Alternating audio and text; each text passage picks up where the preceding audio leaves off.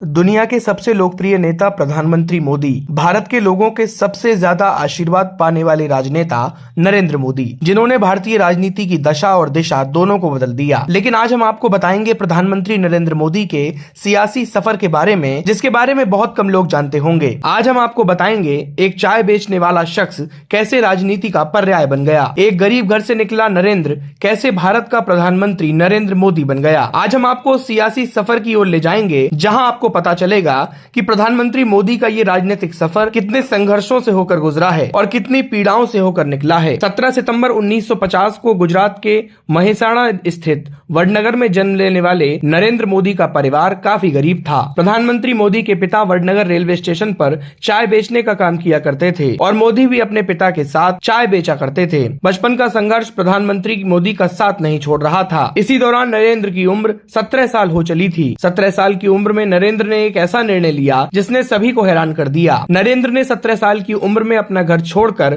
भारत भ्रमण की इच्छा जताई। घर वालों के विरोध के बाद भी नरेंद्र ने भारत भ्रमण का अपना ख्वाब पूरा किया। घर त्यागने के दिन मां ने नरेंद्र मोदी के लिए विशेष अवसरों पर बनाया जाने वाला मिष्ठान बनाया और मस्तक पर परंपरागत तिलक लगाकर उन्हें विदा किया। कुछ वक्त तक आध्यात्मिक यात्रा कर नरेंद्र मोदी वापस अपने घर लौटे, जिसके बाद उन्होंने राजनीति में कदम रखा। 1972 में उनको संघ में प्रचारक की जिम्मेदारी मिली। इसके साथ उन्होंने अपनी पढ़ाई जारी रखी और राजनीतिक विज्ञान में डिग्री हासिल की। वर्ष 1970 देश में नया सियासी घमासान शुरू हुआ। इंदिरा गांधी के विरोध में लोग सड़कों पर थे और देश के सभी विपक्षी नेताओं को जेल में डाल दिया गया। इस वक्त भी नरेंद्र मोदी ने पर्दे के पीछे रहकर सत्ता के खिलाफ खूब काम किया। साल 1977 के संसदीय चुनावों में इंदिरा गांधी की करारी शिकस्त हुई। देश में नई जनता पार्टी की सरकार बनी, जिसमें संघ के बड़े नेता अटल बिहारी वाजपेयी और आडवाणी को मंत्रिमंडल में जिम्मेदारी दी गई। इस वक्त नरेंद्र मोदी को भी दिल्ली बुलाया गया और 1987 में नरेंद्र मोदी को बीजेपी में शामिल कर दिया गया। नरेंद्र मोदी जब बीजेपी में शामिल हुए,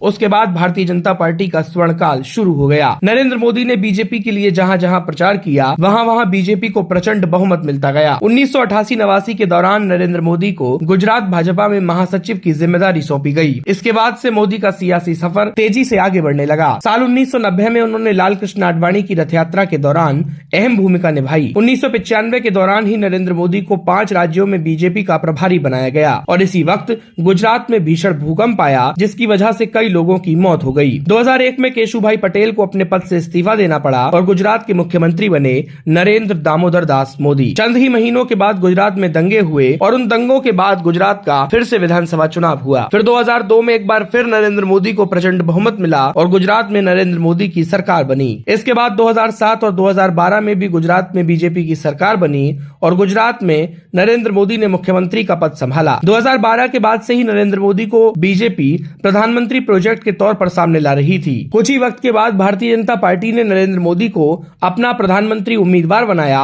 और 2014 और 2019 दोनों में देश में भारतीय जनता पार्टी की सरकार बनी। प्रधानमंत्री मोदी के ही व्यक्तित्व का चमत्कार था कि इन दोनों लोकसभा चुनावों के बीच जितने भी विधानसभा चुनाव हुए, उसमें प्रधानमंत्री मोदी की बदौलत अधिकतम राज्यों में भारतीय जनता पार्टी को जीत हासिल हुई। यूपी से लेकर कर्नाटक और महाराष्ट्र से लेकर गोवा तक भारतीय जनता पार्टी का परचम लहराता गया। प्रधानमंत्री मोदी देखते ही देखते सिर्फ देश ही नहीं बल्कि पूरे विश्व के सबसे लोकप्रिय नेता बन गए।